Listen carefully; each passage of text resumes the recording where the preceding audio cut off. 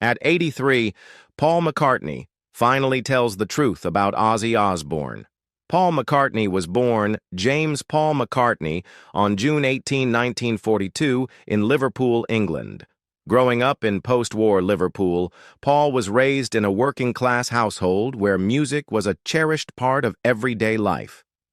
His father, Jim McCartney, was a trumpet player and pianist who instilled in Paul an appreciation for musical structure and melody.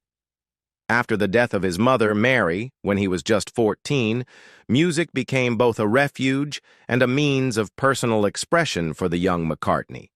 He taught himself to play guitar, piano, and later bass guitar, developing a natural talent that would soon shape the future of modern music. McCartney's fateful meeting with John Lennon in 1957 would change the course of music history. The two formed a close songwriting partnership, initially performing in a skiffle group called the Quarrymen, which eventually evolved into the Beatles. With George Harrison and Ringo Starr joining the lineup, the band quickly rose from local fame to global superstardom.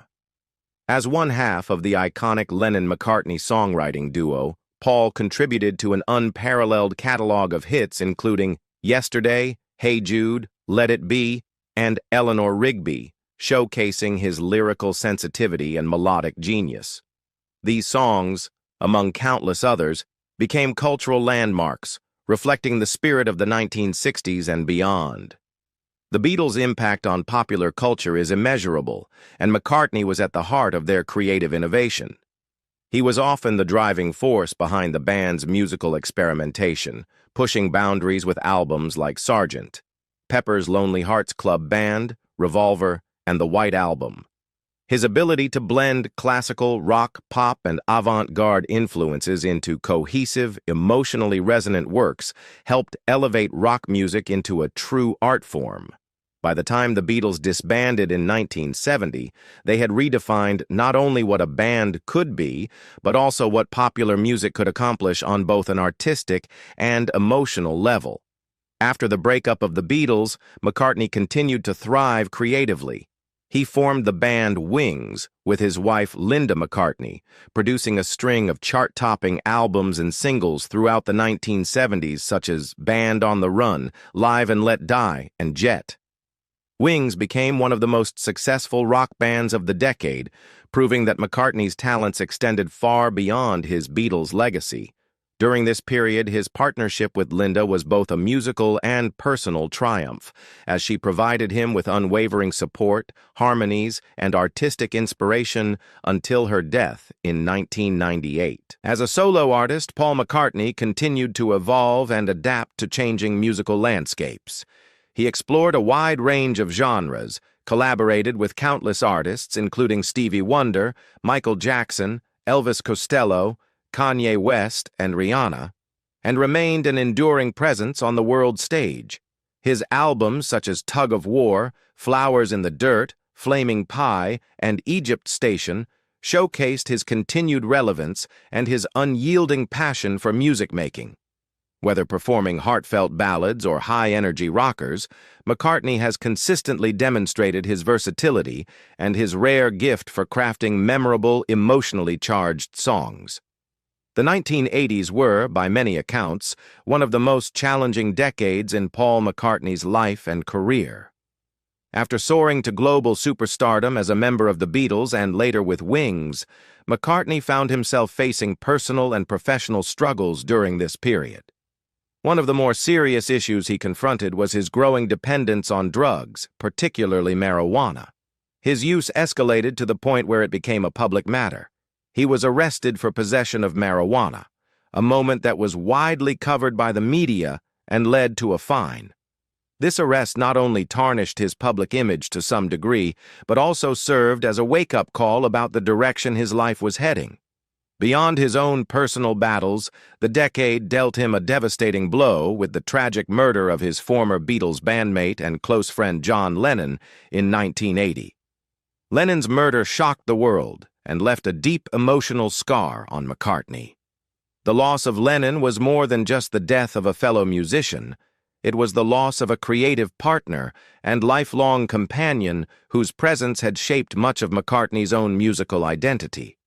This event plunged him into a period of mourning and reflection, and it took a considerable emotional toll that affected his creativity and public appearances. Despite these hardships, McCartney remained committed to his craft, continuing to write, record, and perform music throughout the 1980s. However, this era was marked by a struggle to regain the kind of widespread commercial and critical success he had once enjoyed. His albums and singles during the decade failed to reach the iconic status or sales figures of his earlier work, and he faced stiff competition in a music scene increasingly dominated by new genres such as new wave, punk, and emerging pop stars. Nevertheless, McCartney's passion for music and his relentless work ethic kept him going, even if the era felt like a lull compared to his legendary status in the 1960s and 1970s. Moving into the 1990s, McCartney began to reinvent and revitalize his musical career by embracing new collaborations and experimenting with fresh sounds. One significant partnership was with Martin Glover, better known as Youth, who was the bassist for the influential post-punk industrial rock band Killing Joke. Youth's reputation as a producer and musician, with an experimental edge, made him an ideal collaborator for McCartney, who was eager to explore different musical avenues. Together, they formed the electronic duo The Firemen, releasing their debut album Strawberries Ocean Ships Forest in 1993. This album was a departure from McCartney's traditional style, delving into ambient, electronic, and experimental soundscapes.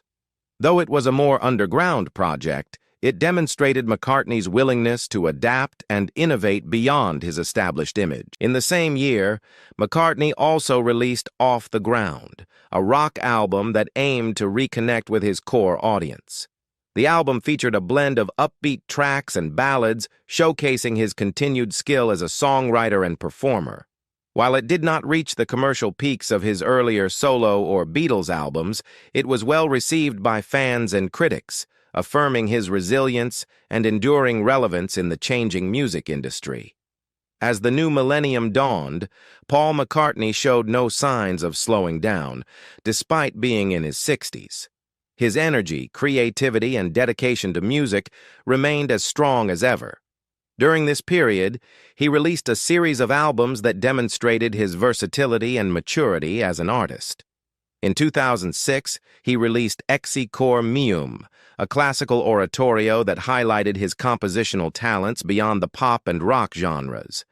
This work was critically acclaimed and showed a different facet of McCartney's musical identity, reflecting his lifelong interest in classical music and complex arrangements.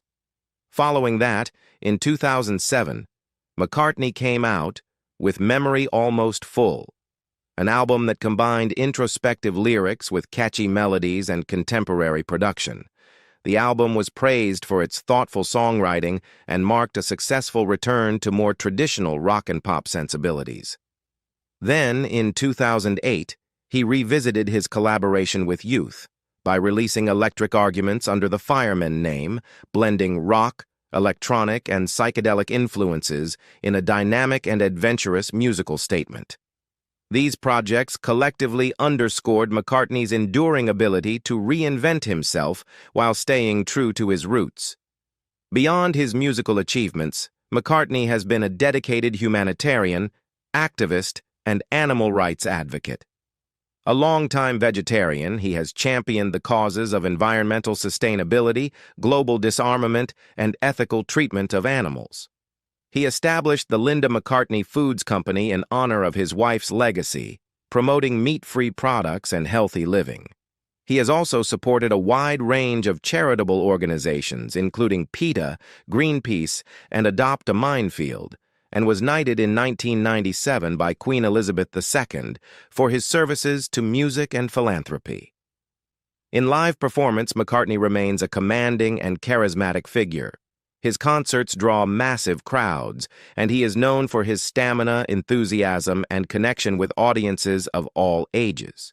Performing songs that span his entire career, from Beatles classics to solo gems, He brings a sense of joy, nostalgia, and unity wherever he goes. Notably, his 2005 performance at Live 8, his 2012 appearance at the London Olympics, and his historic concerts in countries like Russia and Brazil are seen as cultural milestones that reaffirm his global influence. As one of the most celebrated and recognizable musicians in the world, Paul McCartney experienced a life filled with fame, travel, and the attention of countless admirers during his younger years. As a member of the Beatles and later as a solo artist and member of Wings, McCartney was constantly surrounded by the whirlwind of show business, which naturally brought him into contact with numerous women. Though he was known to have had a few romantic relationships in the 1960s, none proved as profound and enduring as the one he would form with Linda Eastman. In 1967, during the height of Beatlemania, Paul McCartney met Linda Eastman, a talented American photographer known for her portraits of rock musicians. Their meeting was serendipitous, but the connection was immediate and deep. Linda was not only beautiful and intelligent, but she shared Paul's passion for music and creativity, and she offered him a sense of groundedness during a period when his life was hectic and dominated by global fame. They married in March 1969 in a quiet civil ceremony at Marylebone Registry Office in London, marking the beginning of one of the most iconic and enduring partnerships in rock history. At the time of their marriage, Linda had a daughter, Heather, from a previous relationship. Paul, showing a deep sense of commitment and compassion, adopted Heather as his own, raising her with the same love and care he would show his biological children. Together, Paul and Linda went on to have 3 more children: Mary, Stella, and James. Mary became a respected photographer like her mother, Stella rose to international fame as a fashion designer, and James followed in his father's footsteps to become a musician.